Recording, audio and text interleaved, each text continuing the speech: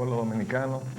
Esta es otra edición de su programa Agenda Nacional que les llega por este multimedio de Teleradio América, canal 45 UHF, canal 62 de Telecable Nacional, canal 45 de varios sistemas de cable en el área metropolitana y desde luego a través de Radio HZ, Broadcasting Nacional, en su 730 amplitud modulada. Les habla Leopoldo Espaillat Nanita y contamos como siempre para llevar adelante el programa con la ayuda y colaboración de nuestro amigo el licenciado Roger Orlando Piña. Buenos días, Roger. Muy buenos días, Leopoldo. ¿Cómo están?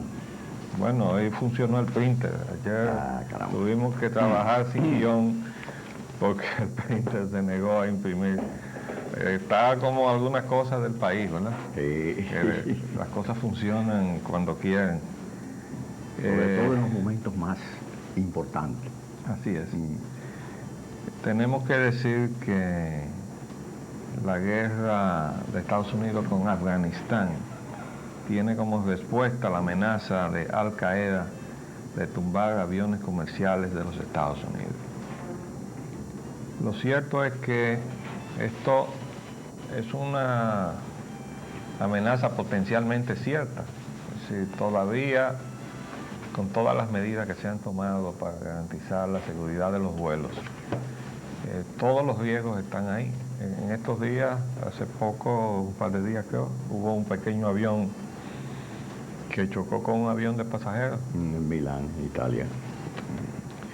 Y si lo que ellos piensan hacer por esa vía, lo pueden hacer. Sí, hay miles de vías, es muy vulnerable el transporte aéreo. El transporte en general es vulnerable, pues sea terrestre, sea marítimo. Sí, pero más vulnerable es el que está volando en el aire, que está desafiando la ley de gravedad.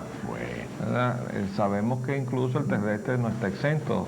Ya vimos cómo se produjo una situación hace pocos días en donde una persona no identificada agredió al conductor de un autobús de la línea Greyhound y provocó un accidente que le costó la vida a 6 personas y hirió a otra cantidad. Eso detuvo durante 8 horas el servicio a nivel nacional de la línea Greyhound en todos los Estados Unidos. Y podría ser mucho más grave en un tren en movimiento, con el conductor. Bueno, podría ser sencillamente produciendo cualquier accidente en la vía férrea. Son muchas las cosas, los riesgos son infinitos. Hay que repensar eso. Y de verdad que ojalá que no se llegue a ese enfrentamiento total, porque no se sabe a dónde podemos llegar en el escalamiento de esa situación. Ayer se produjo precisamente aquí en el Palacio Nacional, porque como ustedes ven aquí detrás tenemos el despacho del presidente de la República. Desde luego esto es una ficción, gracias a la tecnología, pero es una forma de nosotros acercarnos al presidente, a ver si se nos escucha un poquito, ¿no? Y el presidente encabezó reuniones que tuvieron efecto en el Palacio. Ahora, con el perdón del señor presidente de la República, tenemos que decirle que no vemos que esas cosas van bien enfocadas. Él sigue estando bajo la influencia del señor Andy Dawaje. Y Andy Dawaje responde a otras cosas. Él responde a otros estímulos. Porque aquí se está hablando de estímulos. Vamos a estimular el turismo. Esto era de las cosas que se manejaron el otro día, ¿no? Sí. Se le iban a... Se le aprobaron 25 millones de dólares. Otorgar, sí, recursos adicionales y extraordinarios al turismo para contrarrestar los efectos de esta crisis de confianza mundial en los aviones, en los transportes aéreos, porque el turismo se mueve a través del transporte aéreo. Lo que llega por barco es más bien un turismo promocional, ya que una visita de pocas horas sirve para que un visitante potencial pueda entusiasmarse con la posibilidad de venir y pasar unos días de vacaciones en la República Dominicana o en cualquier otro punto donde ese crucero se detenga por unas horas.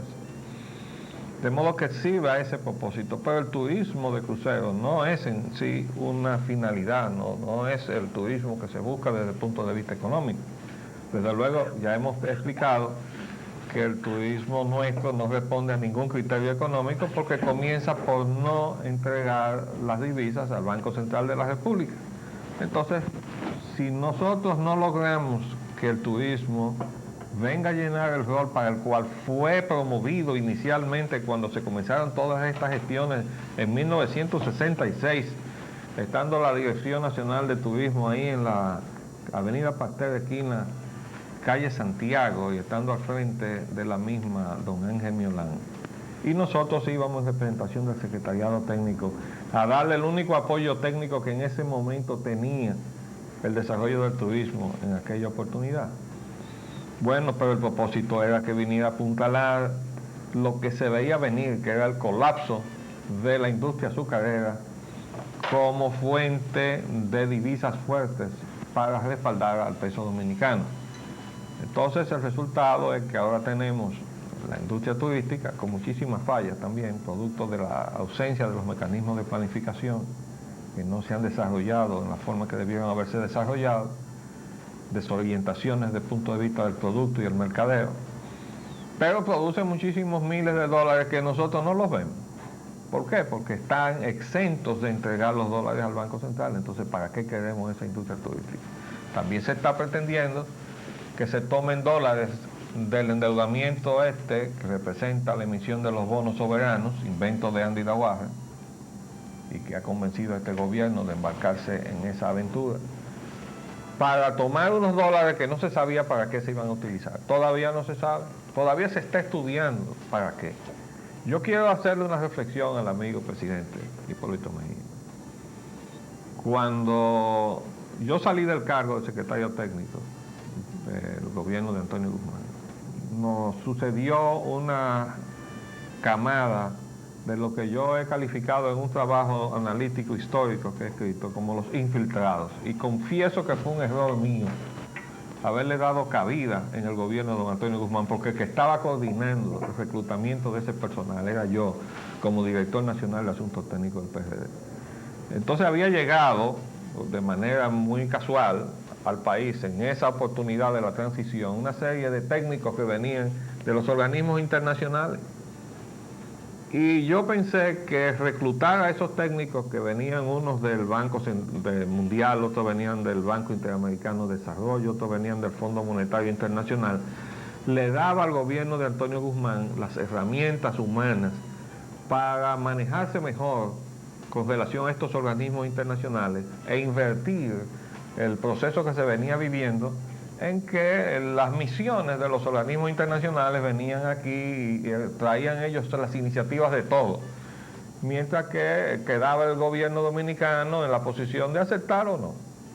Entonces yo pensé en ese momento, y confieso que me equivoqué, que dándole entrada al gobierno a ese material humano, nosotros, el gobierno y el país, ganaba. Primero recuperaba gente que se había ido, dominicanos que se habían ido con una formación profesional del país, habían adquirido una formación adicional en los Estados Unidos y en otros sitios, y traerlos de vuelta era recuperar capital humano perdido, ¿no? Lo que se llama la fuga de cerebros que ha caracterizado a América Latina. Sí. ¿Y qué pasó? Bueno, que yo ayudé a infiltrar el gobierno.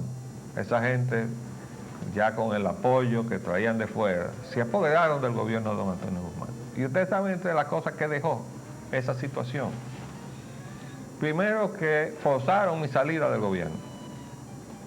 Estaban desde luego apadrinados por la hija del presidente, Sonia Guzmán de Hernández.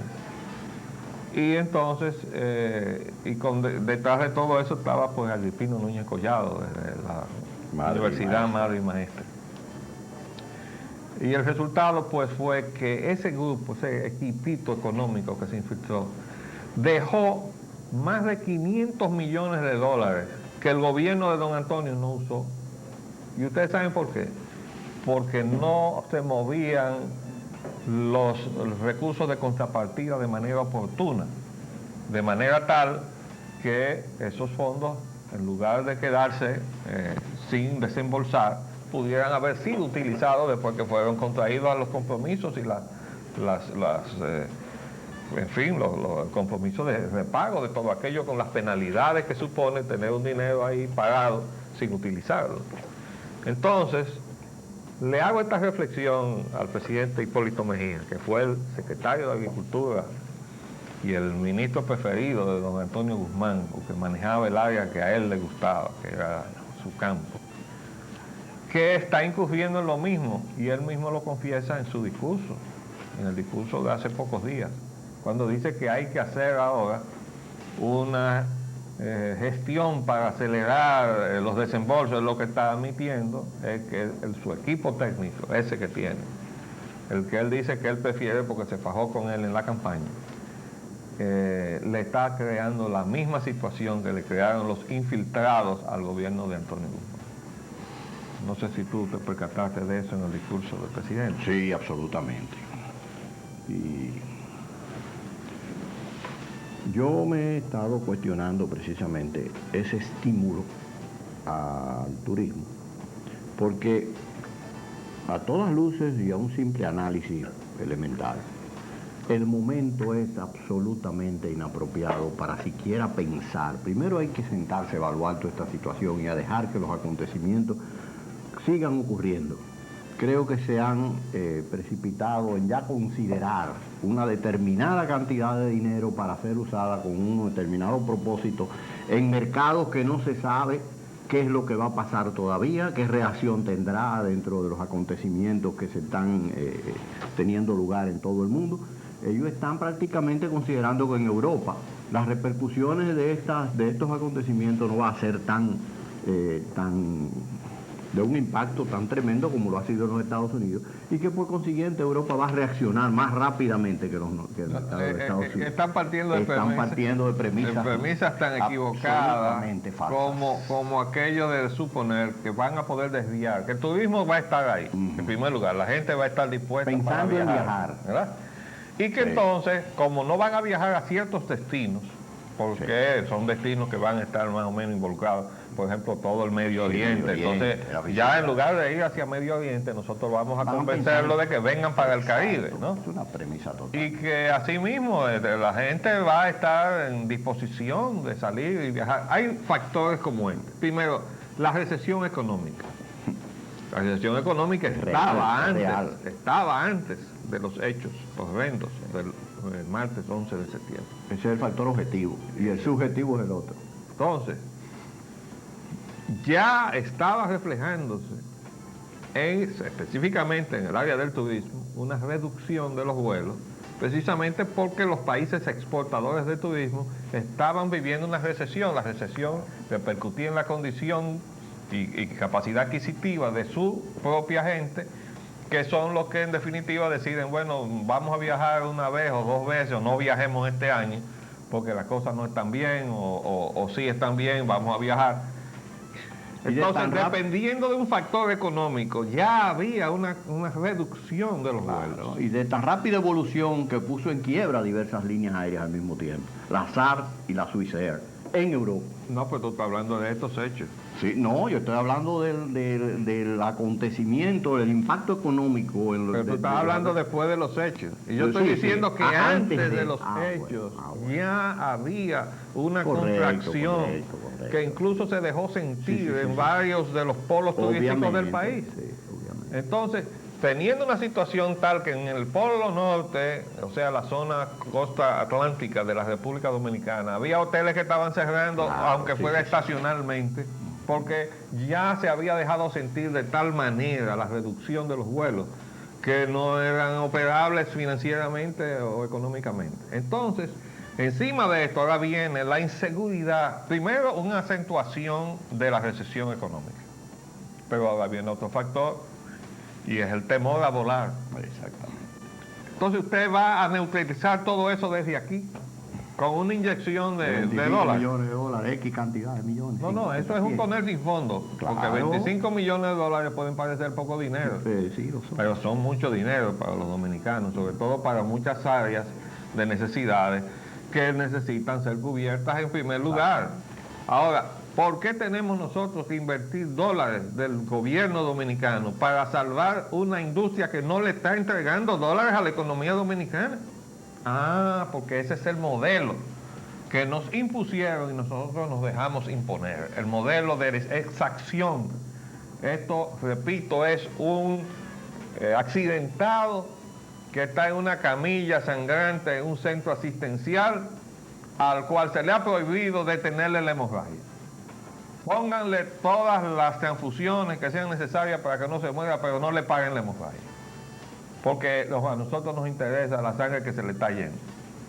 Entonces nosotros, esta economía es una economía permanentemente sangrante y a la cual se le están metiendo transfusiones que son los empréstitos, los endeudamientos en dólares o en moneda extranjera, más el último invento de Andy Daguarre, los bonos soberanos, los 500 millones, que ahora ya no son 500, porque no sé si ustedes se han dado cuenta, pero si no se dieron cuenta, se los voy a explicar en este momento.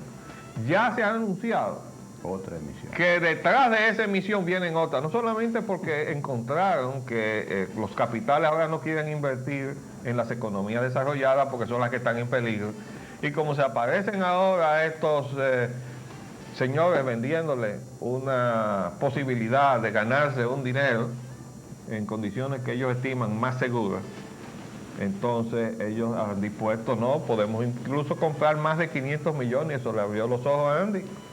Ah, pero entonces podemos colocar más bonos. Bueno, pero además de eso, ya ellos están viendo que cuando lleguemos al final del plazo en que tenemos que repagar todo eso, lo que vamos a reenganchar. Reenganchar es un término que conocen muy bien los empleados públicos que han tenido que caer en manos de los garroteros, los usureros, que los tienen esclavizados y trabajan solamente para pagarle a los usureros, ¿verdad? Entonces, cuando llega la fecha de pagar, bueno, yo no puedo pagar, te vuelvo a coger prestado, te pago, te debo ahora más dinero, y entonces te prometo que te voy a pagar para tal fecha. Y cuando esa fecha llegue, tiene que volverse a enredar nueva vez con el mismo garrotero. Y entonces eso hacen con los países. Pero hay gente que se presta a eso. Los miembros del equipo económico del gobierno de Leonel Fernández aparecieron toditos, y los tengo retratados y les tengo un folder abierto, para que después, cuando pierdan la memoria, yo se lo voy a recordar. Están retratados todos diciendo que este país no había tocado su capacidad de endeudamiento, que estaba totalmente en condiciones de recibir cualquier gestión de endeudamiento, porque ellos estaban preparando para este invento de Andy. Esto venía en el gobierno de Leonel Fernández, porque Andy era el que estaba detrás de todo eso, y ahora se pegó, soltó aquel gobierno y se pegó de este, para convencerlo de la misma cosa. Y bien pegado. Entonces ahora, desgraciadamente, ha llevado al gobierno a endeudarse cuando todavía el gobierno no sabe con qué va o a dónde va a destinar esos recursos. Así no se puede, señor presidente. Usted nos perdona, pero tenemos un poco de experiencia en ese asunto, Y entonces ya le estamos diciendo que esa fue la lamentable experiencia que dejó el equipo, que se le infiltró gracias a mi descuido y a mi ingenuidad al gobierno de Antonio Guzmán. Lo endeudaron más allá de la capacidad de desembolso, porque yo recuerdo que en una oportunidad, viajando juntos a México, estaba Báez Ortiz, el amigo Bolívar Báez Ortiz, que era el secretario de Finanzas, y estaba Ramón Martínez Aponte, que tenía el cargo de secretario técnico de la presidencia, y yo era el presidente de la refinería. Y nos ensalzamos allí en la habitación del hotel donde estábamos en una discusión en torno a ese mismo tema. Para mi sorpresa, resulta que todas las providencias que yo había adoptado para desenvolver mejor la finanza del gobierno se habían descontinuado desde que yo salí del cargo. Y no había solución a los problemas de los desembolsos de las contrapartidas, que son las que traban los desembolsos entonces de los fondos en dólares o de cualquier moneda dura de los empréstitos. Entonces ese es el problema. Después se viene a hablar, no porque la burocracia es nada, es la falta de capacidad de los funcionarios. Pero el presidente dijo que lo prefiere así, ¿no? Para que puedan estar allí compensados por el esfuerzo que hicieron en la campaña. Y el segundo aspecto que se cubrió en esta reunión presidencial de ayer, que fueron 2 maratónicas, según dice la prensa, fue el asunto de zona franca. Ahora se percataron de lo que nosotros dijimos hace 2 semanas, de lo que le viene encima en el 2003 y en el 2005, del acuerdo de Marrakech y de que se van a descontinuar los privilegios de las zonas francas, etcétera, etcétera, y que ahora quieren relanzar a base de estímulos especiales que, a mi parecer, de acuerdo con lo que yo leí en el relato, en el reportaje que vi en la prensa sobre esta reunión concerniente a la zona franca, uno de los estímulos más preeminentes que ellos lanzaban era construir naves para rentársela a los nuevos ocupantes de la zona franca a precios muy bajos para hacerla competitiva, para que esa renta no se constituyera en uno de los óbices a que accesaran a nuestra zona franca. Pero yo recuerdo que esa es una política muy vieja, que la Corporación de Fomento Industrial, eso es lo que lleva a cabo precisamente. Eso puede ser viejo o puede ser nuevo. La pregunta es, ¿qué sentido tiene ahora? Porque el problema no es que usted le facilite a quien sea un espacio, se lo puede entregar gratis. Bueno, instálese aquí, no le vamos a cobrar nada durante 2 años. ¿Para producir qué? ¿Dirigido a dónde? A los Estados Unidos. Pero oigan esto. En el periódico hoy, miércoles, maquiladora de El Salvador cierra por falta de pedidos. ¿De dónde? De Estados Unidos. ¿Por qué? Y los miles de despidos que teníamos aquí antes de los actos de terrorismo, porque paralelamente a los problemas del turismo, estábamos teniendo problemas en las zonas francas acá. ¿Por qué? Porque eso es una economía subsidiaria de los Estados Unidos. No es una economía que está relacionada con las necesidades del pueblo dominicano. Ese fue precisamente el cambio de modelo, que no es que rechacemos el que se pueda crear productos de exportación de la naturaleza que sea, en este caso textiles, sería el que menos calificación de mano de obra precisa. Bueno, en todo caso estamos generando un subempleo mal pagado, pero nosotros no podemos sustituir toda nuestra economía, todo nuestro modelo económico y todo nuestro aparato productivo para embarcarnos en este modelo de exportación con mano de obra devaluada y de baja calificación. Porque estamos incurriendo en lo que Rafael Kaplinsky, el técnico que envió Naciones Unidas aquí, el Programa de Naciones Unidas para el Desarrollo, para encabezar el fallido programa de reestructuración industrial, llamó la depauperización del crecimiento económico. Entonces, ¿hacia dónde que estamos pretendiendo llegar? No hay posibilidad ninguna de empujar unas zonas francas porque no hay mercado. El mercado son los Estados Unidos, y Estados Unidos en este momento está en una crisis que se había precipitado, se había demostrado antes de los hechos del 11 de septiembre. La reducción del poder adquisitivo del pueblo norteamericano, y ya he explicado por qué está en crisis la economía del Japón, porque el Japón produce fundamentalmente para los Estados Unidos. Al reducirse las demandas, al contraerse la capacidad adquisitiva del pueblo norteamericano, el Japón se encuentra que no tiene a dónde colocar sus mercancías. Y ha tenido entonces que votar muchísima gente y reducir, porque los japoneses sí son eficientes produciendo. Son muy eficientes. Tan eficientes son que le tumbaron el pulso a la industria automotriz de los Estados Unidos con la robotización. Pero ese es un tema que vamos a examinar ya en otro aspecto y en otra oportunidad. Sí, es decir, que no tiene objeto tampoco porque en el 2005 ya entra en vigencia el acuerdo de la OMC y en el 2003... ¿Qué acuerdo? Bueno, el que dice la OMC que va a poner en vigencia. Pero no va a ser. Es decir, que las condiciones, ni por el lado de las condiciones reales, ni en lo que se relaciona con los acuerdos internacionales van a tener ninguna salida. Yo creo que entonces, ¿cuál es la razón de ponerse a pensar en este asunto? Tú estás por darme cuerda. Tú sabes muy bien que no van a haber acuerdos. ¿Sí? Ya quienes parieron todo eso están ya en proceso dijeron que no, que ya eso no va. 61 senadores del Senado de los Estados Unidos y 20 de ellos republicanos se dirigieron al presidente Bush antes de todos estos hechos del 11 de septiembre diciéndole presidente, cuando el presidente habló de que iba a pedir una autorización para lo que se llama las rutas rápidas, el fast track, para diligenciar y negociar acuerdos de libre comercio, y le dijeron, mire, nada de fast track y no se le ocurra tocar los mecanismos de protección de la economía de los Estados Unidos. Se lo dicen 61 senadores, que es la mayoría de 100, al presidente de los Estados Unidos. Entonces, ¿por qué se lo dicen?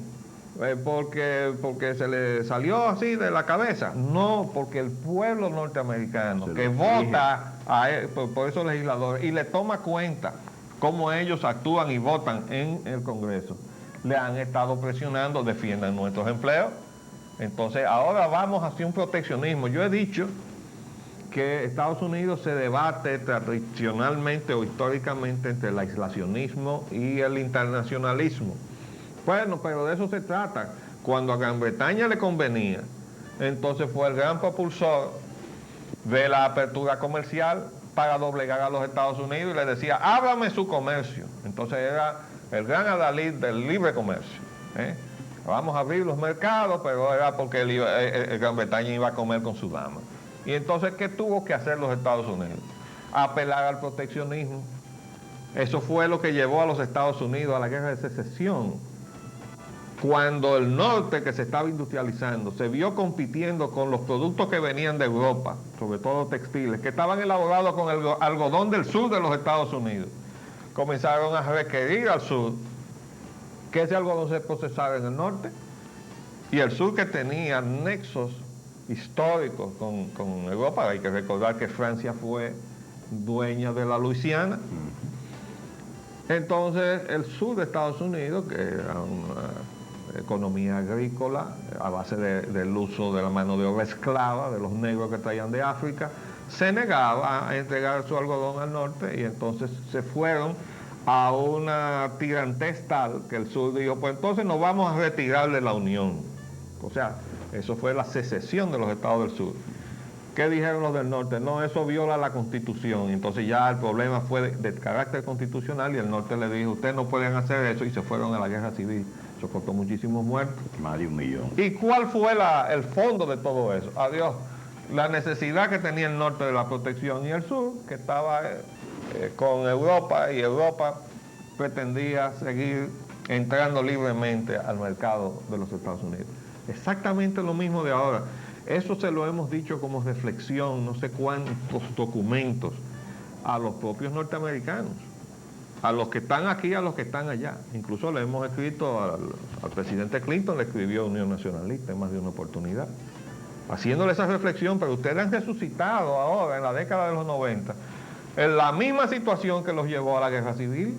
Eso es una cosa totalmente incomprensible.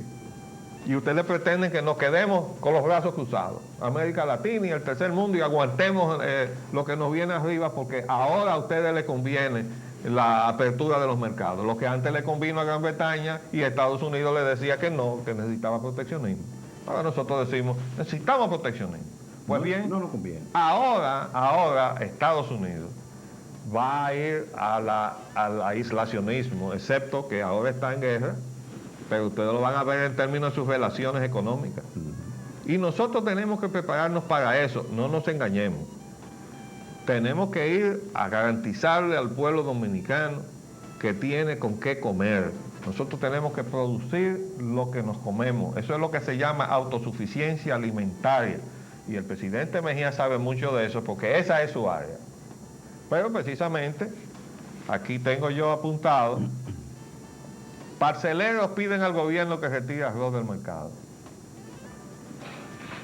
¿Qué pasa ahí? ¿Ahora tenemos una sobreproducción de arroz o es que están trayendo arroz? Que están importando arroz. Entonces, ese es el problema, presidente.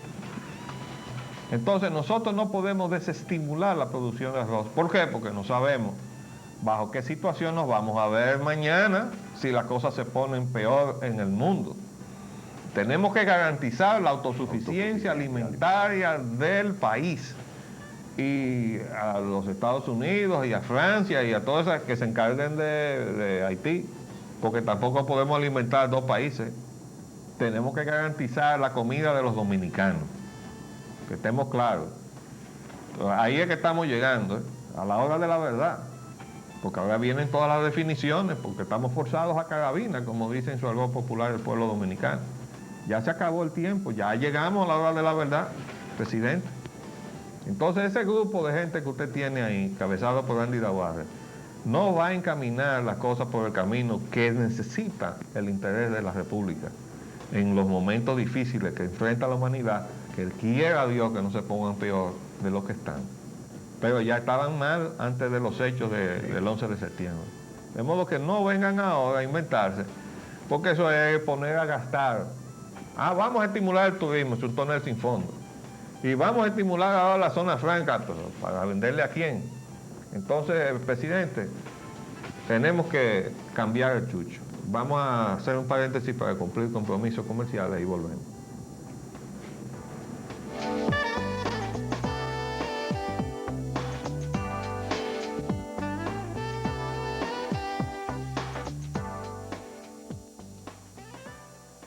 Hablando de todo lo que se trató en el día de ayer, tenemos la firma de los contratos eléctricos.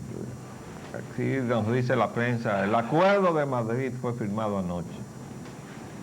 ¿Usted sabe cuál es la pieza más importante del acuerdo de Madrid? Madrid-Nueva York. Barrios populares tendrán que pagar entre 100 y 300 pesos por luz.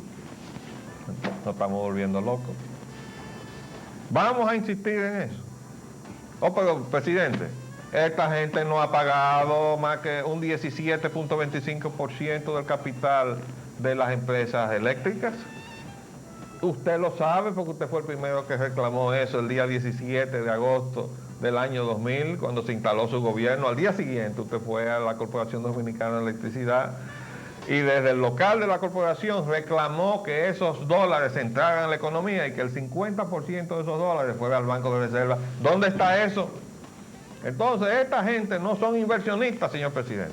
Y de ninguna manera se puede hacer lo que se hizo con eso. Y que ahora ustedes tienen 15 años de vigencia con su contrato. ¿Y ustedes saben a base de qué? Y que por qué esto es inaceptable para nosotros, presidente. Y se lo decimos aquí muy cerca de su despacho para ver si nos escucha. Porque está basado en que se quede la tarifa onerosa que está pagando el pueblo dominicano. Así es. Que es más del doble de lo que paga el promedio del ciudadano norteamericano. Y más del triple en algunas zonas de los Estados Unidos, cuyos ciudadanos tienen el privilegio de pagar 3 veces menos que nosotros por el costo de la energía. Y nos van a encasquetar eso durante 15 años. Y nosotros lo vamos a recibir con beneplácito. No, presidente, por Dios. Ese es el pensamiento de Andy Daguarre, pero ese no puede ser el pensamiento suyo, porque además está hecho con toda la ausencia de criterio político con que el mismo Andy Daguarre se expresó hace pocos días, cuando dijo que el PRD tenía que aprovechar esa mayoría mecánica que tenía en el Congreso Nacional para imponer las reformas que le convenía como partido político, o si no, no se merecía estar en el poder. ¿Y quién le ha dado autoridad a Andy Daguarre para estar opinando en materia política? Ahora, no solamente él va a pautar lo que se hace en lo económico, también va a trazarnos líneas políticas a los dominicanos. Presidente, sacúdase de eso, Sacúdase de eso porque eso sí va mal encaminado. Y quiero decirle lo siguiente. Ya ahora mismo en el Congreso, y de una manera sorprendente, ¿no? Porque es una cosa que ya uno daba como un capítulo cerrado. Ahí en el Congreso no hay nada que hacer. Pero de repente, y sorpresivamente, los senadores, yo los vi en la televisión, estaban muy exaltados. No sé qué pasó. Cuidado si fue alguna comisión que no les dieron, ¿no? Bueno, ellos han lanzado ahora un proyecto para la reestatización de la empresa. Está planteada la revisión de la ley 141/97 y la ley de electricidad. Ojalá que eso vaya bien orientado. Exactamente. Ojalá. Y ojalá que tenga... Yo no confío ya en nada de lo que venga del Congreso Nacional, porque estamos escaldados, ¿no? No, y eso parece ser evidentemente una reacción, como así, de una manera visceral a algo que le ha sido tocado, no sé. pero si hubiese sido motivado por verdadera conciencia de orden nacionalista, de pues orden... no hubieran pasado los contratos. Bueno, para comenzar. exactamente, por eso que te digo. Bueno, pero más vale, dice el refrán, más vale tarde que nunca. Sí, ¿eh? sí, exactamente. Ahora dice el cura de Cotuí, Ajá. ve estafa en la capitalización de la corporación. Se pronunció el cura de Cotuí. Y eso va a seguir así, o sea, todos los curas o sacerdotes que están cerca de su pueblo van a tomar ese discurso, van a exigir que se actúe. Y eso hay que verlo con complacencia, sobre todo nosotros los que somos católicos, y vemos las actuaciones de ciertos sectores de nuestra iglesia, como el que encabeza Agripino, ¿no? Que nosotros no lo consideramos sacerdote. Él es un agente extranjero, de acuerdo con la ley 4701, que califica a todo aquel que recibe fondos del extranjero para influir en las cuestiones del propio país, en las cuestiones de las instituciones y de las políticas de la nación. Entonces son agentes extranjeros y tienen una serie de requisitos que llenar, que nunca han llenado, ¿no? Pero nosotros lo calificamos como lo que son. A él, a la organización que él preside, que es la Universidad Madre y Maestra, y todas las ONG que viven pegadas de los fondos que administra la Universidad Madre y Maestra. Esas ONG que andan por ahí hablando a nombre del pueblo dominicano, son agentes extranjeros también. No lo digo yo, lo dice la ley dominicana. Que además, para aquellos que no están enterados, está calcada de la ley norteamericana, que es la razón por la cual ningún norteamericano se puede poner bravo cuando le apliquemos su ley, porque pueden hacer lo que yo hice. Yo cogí la ley norteamericana, que la tengo, y cogí la ley dominicana y cotejé los dos textos. Están traducidos y copiados y promulgados como ley dominicana, textualmente la traducción de la ley norteamericana. Incluso habla de Agencia Central de Inteligencia, nosotros nunca tuvimos eso. Pero eso es lo que hay. De modo que, mientras tanto, vamos a ver, yo creo que eso que se hizo, y esa firma del llamado Acuerdo de Madrid, ¿de dónde más? Nueva York, Madrid, Nueva York. Ajá. Porque fue el viajecito que se dio desde acá, fueron a Madrid, de Madrid tuvieron unos 8 o 9 días, pasaron a Nueva York unos 6 o 7 días más, y aquí vinieron con el acuerdo debajo del brazo, como el pan aquel que traen los niños cuando nacen. Pero ese fue el acuerdo que entonces el señor Jaime Aristicudel dijo que había representado meterle en el bolsillo a las empresas extranjeras 3.800 millones al año. Yo no sé si esos 3.800 estarán incluidos en los 200. Bueno, porque ahora están hablando de muchísimo dinero que va a manejar ahí, pero resulta que el pueblo dominicano va a seguir clavado con esa tarifa onerosa, que, repetimos, no es culpa de ninguno de nosotros. Los distintos gobiernos son responsables. Tienen que subsidiar la energía o fajarse de frente con lo que sea. Y lo primero que tiene que hacer el presidente es conocer todos esos contratos que se hicieron de una manera amañada y perseguir a los responsables de eso, que el cardenal, refiriéndose al contrato del Smith-Enron, lo calificó como una imbecilidad, el de Smith-Enron, porque son 2 paquetes de salteadores. Los que vinieron antes, durante el gobierno de Balaguer, que son los IPPs, y el señor Kevin Manning, que ahora está en Itabo, vino en el Smith-Enron, ahora resulta que está en Itabo. Y en Itabo nos está diciendo que esa empresa está invirtiendo una enorme cantidad de dólares para convertirla al uso del carbón. Y yo tuve que decirle en un programa de televisión que ambos compartimos, señor Manning, ¿y cómo puede ser eso? Esa decisión la tomé yo siendo secretario técnico de la presidencia. Tanto Itabo 1 como Itabo 2 son duales, funcionan con carbón y con fuel oil. Esa decisión no es de usted, ni es verdad que ustedes están haciendo ninguna inversión para convertirlas. Estaban convertidas, vinieron así, se diseñaron así, se instalaron así. Pero nos están engañando y hay gente de este lado que se deja engañar. ¿Ustedes saben por qué? Porque el señor Ovalle, superintendente de electricidad que acaba de firmar esto, y su asistente, los dos son se supone funcionarios o ejecutivos de las empresas extranjeras. Entonces ahora están de este lado, pero en realidad están de aquel lado. Y que me desmientan, porque Sí, así es la cosa. Fíjate, esto es tan real y toca tanto a todos los aspectos de la vida nacional que la Federación Dominicana de Comerciantes y de Industrial ha presentado en la prensa una queja al presidente de la República diciendo que han quebrado más de 100 empresas en los últimos 3 meses con los apagones, que ya el sector, los subsectores no resisten más la cuestión de la tarifa eléctrica y de los apagones, y que el gobierno debe abocarse a encaminarse a buscar una solución a esta situación, porque ellos no van a poder seguir cubriendo los costos de la tarifa eléctrica, los costos de los impuestos y otros aspectos más que están gravitando sobre la actividad comercial e industrial en la República Dominicana, que los saca de competencia. Por eso no vamos a poder integrar. Bueno, que aquellos esquemas de integración todos se van a disolver, pero en el caso de que alguien se ose a forzar el mantenimiento de esos esquemas, nosotros no estamos en condiciones de competir con nadie, ni siquiera con El Salvador. Así mismo lo dijeron ellos, palabras de ellos.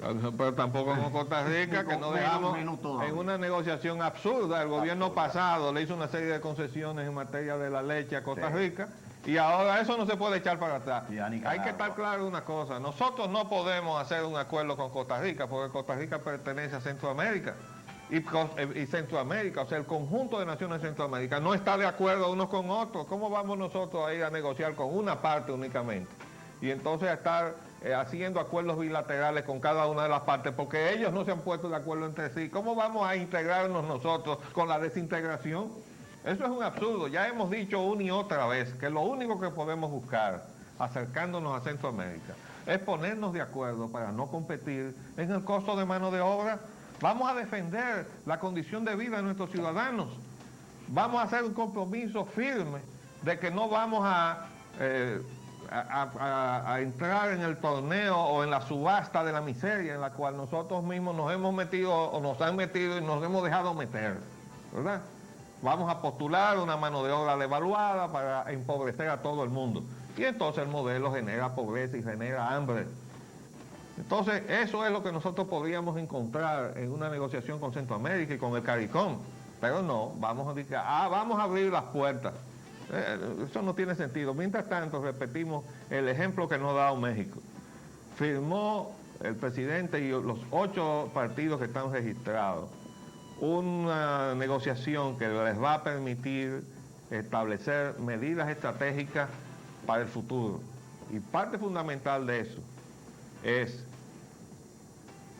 el carácter público de Pemex, el gigante del petróleo mexicano, y de los sectores de eléctricos y de gas. Gubernamental. Eso está dicho también tanto por la presidenta del PRI como por la presidenta del PRD de allá. Y dice que tanto el gobierno como los partidos coinciden en elementos básicos como el carácter estatal del petróleo, el control público de sectores claves para el país como la energía. Presidente, ese es el ejemplo que usted tiene que seguir. Por cierto, México nos derrotó, ¿verdad? Bueno. Y el canciller sigue hablando disparate. Todavía. Yo no sé dónde se le han ido las inteligencias al amigo Hugo Tolentino. Bueno. Porque el presidente reconoció con mucha gracia que perdimos y le mandó una carta al presidente Fox. Y el canciller está todavía de Nueva York diciéndole de todo a los mexicanos. Cuando nosotros ahora vamos a necesitar a México y a Venezuela para que nos garantice que en el medio de una crisis que se pueda producir en el futuro, y ojalá que no sea así, del petróleo, nos garanticen que tenemos petróleo aquí en el área del Caribe. De todos modos, ese es el ejemplo de México. Del lado de Estados Unidos ya dijimos, ¿qué dice ahí? Aquí dice lo siguiente, muy interesante. Gobierno de Estados Unidos será socio de las líneas aéreas, es decir, el gobierno norteamericano ha aprobado, el Congreso, a instancia del gobierno ha aprobado un subsidio de 15.000 millones, ustedes lo recordarán, en total, 10.000 para los seguros, 5.000 para una línea de etcétera. Lo importante de esto es que ahora el gobierno de los Estados Unidos va también a participar con las empresas aéreas privadas, que fue uno de los campos que primero se desregularizaron en los Estados Unidos. cuando las iniciativas de la señora Thatcher y el señor Reagan comenzaron a empujar. Y ahora resulta que volvemos a lo que éramos cuando... Ahí tú usaste un término, tú usaste el término de regularizar, que es una intervención del Estado regular. Regular, pero además, no, en este caso económico también. Es desprivatizar. Desprivatizar. ¿Verdad? Sí. Porque es entrar correcto a la propiedad misma de las aerolíneas. Entonces ahora el gobierno va a participar en la explotación económica de los servicios de las empresas aéreas.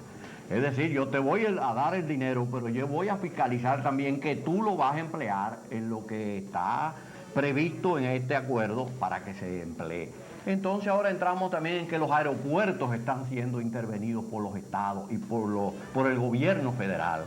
Al menos en los aspectos de seguridad están cubriendo todas esas áreas y van a terminar cubriendo la explotación. Bueno, los aeropuertos en los Estados Unidos no son privados. Quiero que ustedes lo sepan, y esto es ya para que ustedes definitivamente se convenzan de que la cuestión de la privatización aeroportuaria en este país es otro fraude, igual que el de la Corporación Dominicana de Electricidad. Roger, peor que... Roger, lo de la privatización de los aeropuertos en la República Dominicana es una medida de subdesarrollo. Exacto. Que es el subdesarrollo es un estadio mental, intelectual de los pueblos. El subdesarrollo no es una condición física. La condición física se desprende de la incapacidad intelectual colectiva de los pueblos de hacer las cosas para que podamos todos vivir mejor, incluyendo el entorno físico en que vivimos y la ecología, etcétera. Entonces, nosotros somos subdesarrollados porque somos capaces de permitir que nos vengan a vender ese disparate. Ahora, señor presidente, con el mayor respeto, en el medio de la crisis que tiene el mundo, eso que se firmó ayer con estas compañías eléctricas, eso tiene que ser desconocido automáticamente, porque primero no hay ningún fundamento para reconocer el derecho a esas empresas de estar sentados del otro lado, cobrándole y acosando al pueblo dominicano en la forma que lo han hecho, y además condenándolo a los apagones, y además chantajeando al gobierno, porque han hecho un chantaje al gobierno. Eso no es posible, es inadmisible. Y además no hay solución por esa vía.